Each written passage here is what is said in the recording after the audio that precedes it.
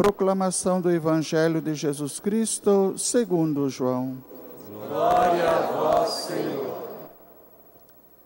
Deus amou tanto o mundo, que deu seu Filho unigênito para que não morra todo aquele que nele crê, mas tenha a vida eterna. De fato, Deus não enviou seu Filho ao mundo para condenar o mundo, mas para que o mundo seja salvo por ele. Quem nele crê não é condenado, mas quem não crê está condenado, porque não acreditou no nome do Filho unigênito. Ora, o julgamento é este: a luz veio ao mundo, mas os homens preferiram as trevas à luz, porque suas ações eram más. Quem pratica o mal odeia a luz e não se aproxima da luz, para que suas ações não sejam denunciadas.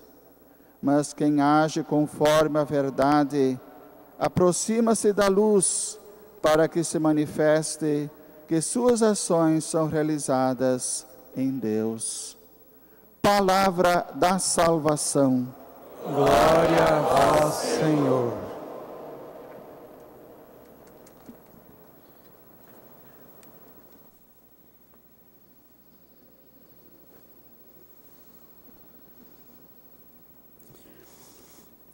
É de coração que eu os acolho neste santuário, a todos vós que viestes para a 51ª Assembleia Geral da CNBB,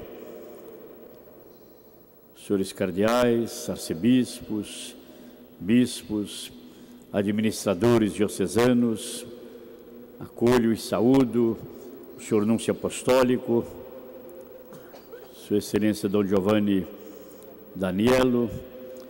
Sua presença entre nós é sempre o sinal de nossa comunhão com o Santo Padre. Meus cumprimentos ao secretário colaborador do senhor Núncio, Monsenhor Gianluca Pierich. Saúdo a todos os colaboradores da 51ª Assembleia Geral, os convidados, subsecretários e subsecretárias dos regionais, os presidentes de organismos e representantes de pastorais. Saúdo o pessoal do santuário que colabora conosco. Saúdo os queridos fiéis da Arquidiocese de Aparecida e os romeiros que participam conosco desta celebração. Meu abraço fraterno aos que nos acompanham pelos meios de comunicação, através das imagens da TV Aparecida, da TV Canção Nova, da TV Rede Vida, da TV Século XXI, e também que nos acompanham pelas ondas da Rádio Aparecida e aos demais ouvintes de outras rádios coligadas com a Rádio Aparecida.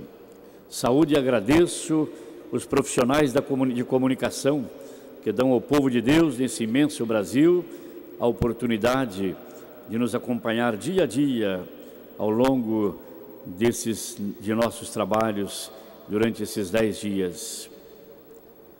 Queridos irmãos e irmãs, a Assembleia deste ano, 51ª, se insere na dinâmica do Ano da Fé e no espírito dos 50 anos do Concílio Vaticano II. Passaremos juntos os próximos 10 dias em oração, partilha fraterna, de experiências pastorais, momentos de estudo, de reflexão.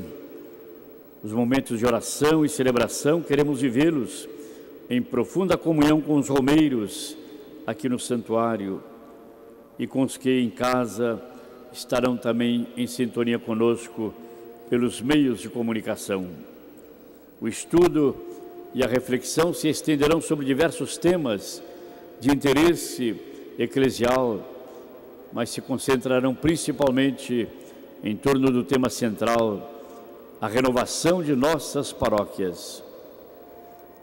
Elas que são chamadas a ser comunidades de comunidades, como as denomina o documento de Aparecida, são chamadas a uma conversão pastoral que destaque ainda mais seu dinamismo missionário e seu espírito de acolhimento. Não estarão ausentes de nossas preocupações os grandes temas de interesse também nacional.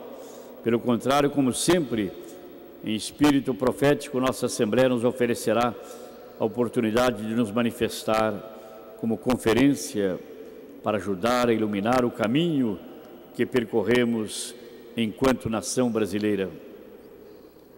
Estamos vivendo a segunda semana do tempo pascal.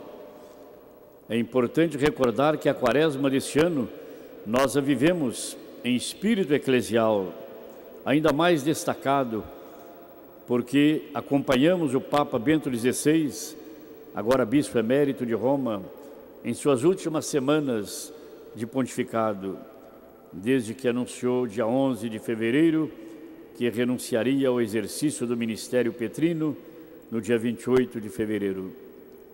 Luminoso testemunho de seu pontificado, que se destacou sobretudo pela profundidade e pela qualidade espiritual e teológica de seu magistério, fica gravado em nossas mentes. Assim como fica gravado em nossos corações sua humilde e corajosa decisão, ditada unicamente pelo bem da Igreja e pela fé em Jesus Cristo, que é quem conduz a Igreja por meio dos pastores, por Ele escolhidos. Depois de um breve período de sede vacante, dia 13 de março foi eleito o Papa Francisco.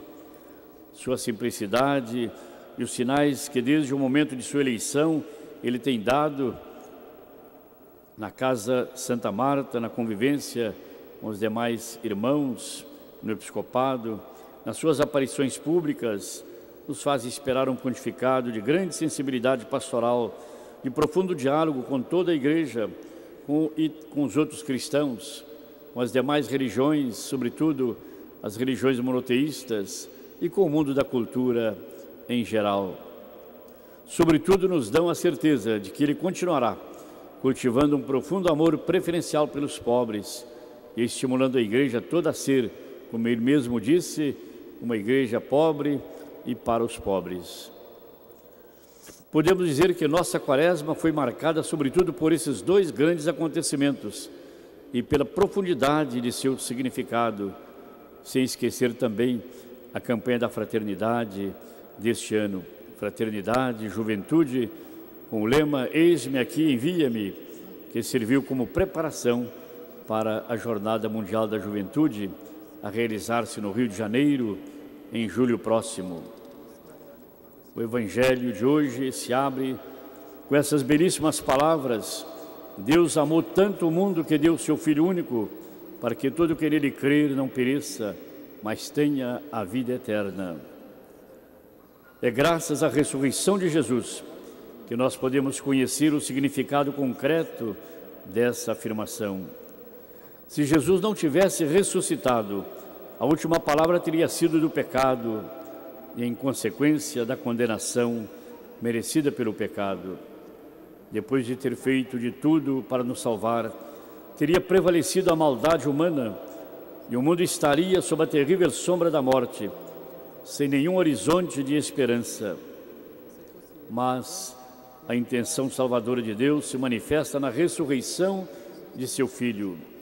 Desse modo, ela nos revela a profundidade da misericórdia de Deus, que nos dá uma nova esperança imperecível, como a vida de Cristo ressuscitado. Diante desse mistério, queridos irmãos e irmãs, brotam de nosso coração o reconhecimento e a gratidão, e são eles que tornam possível nossa conversão contínua. Somos amados com um amor infinito. Deus nos dá o que tem de mais precioso, seu Filho único, no qual está todo o seu bem-querer. Por meio do Filho, Ele nos chama a si, para vivermos em profunda comunhão. Isso é o que nos estimula a conversão. Somos impelidos a amar aquele que nos mostra tanto amor. O texto bíblico continua: Deus enviou o seu Filho ao mundo não para condenar o mundo, mas para que o mundo seja salvo por ele. O relato da libertação dos apóstolos da prisão que ouvimos na primeira leitura dos Atos dos Apóstolos, é como que um prolongamento da ressurreição de Jesus na história da igreja nascente.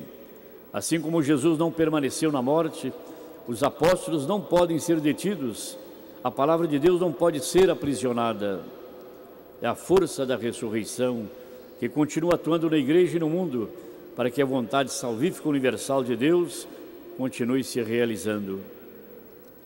Queridos irmãos e irmãs, a todos nós é dada a comunhão no mistério da morte e ressurreição de nosso Senhor, por meio de nosso batismo. Essa mesma graça é renovada em cada celebração da Santa Eucaristia. Portanto, nós podemos caminhar na vida nova, podemos viver na dinâmica do reino e nos deixar renovar continuamente na vida nova que nosso Senhor nos comunica. Que a 51ª Assembleia Geral da CNBB contribua para que a Igreja no Brasil continue manifestando a confiança sem limites nos frutos que o mistério da Páscoa produz. Para isso, nos confiamos à Virgem Mãe Aparecida, em cuja casa nos encontramos. Ela aqui nos recebe como mãe,